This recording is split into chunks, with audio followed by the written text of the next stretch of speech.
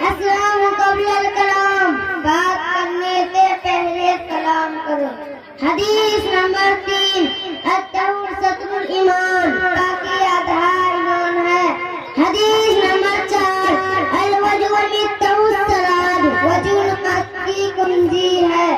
حدیث نمبر 5، الصلاۃ عماد الدین، نماز دین کا ستون ہے۔ حدیث نمبر 6، الدعاء مخل العبادت، گائے برت کا مغزہ ہے۔ حدیث نمبر 7، افضل تلاوت القرآن، قرآن کی تلاوت بہترین عبادت ہے۔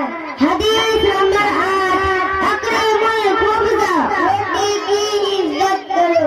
حدیث نمبر 9، علی کل بالسوق بناتن، بازار میں کھانا ہلکے بلکہ نشانی ہے۔ حدیث نمبر 10، اسرب الماءکم، پانی دیکھ کر کیا کرو۔ حدیث نمبر 11، طلب العلم فریضۃ علی کل مسلم و مسلم، علم حاصل کرنا ہر مسلمان مرد عورت پر فرض ہے۔ حدیث نمبر 12، الحیاء من الایمان، حیا ایمان کا جز ہے۔ حدیث نمبر 13، تنظفوا فإن اسلام نظیف، صاف ستھرا ہے کیونکہ اسلام صاف ستھرا مذہب ہے۔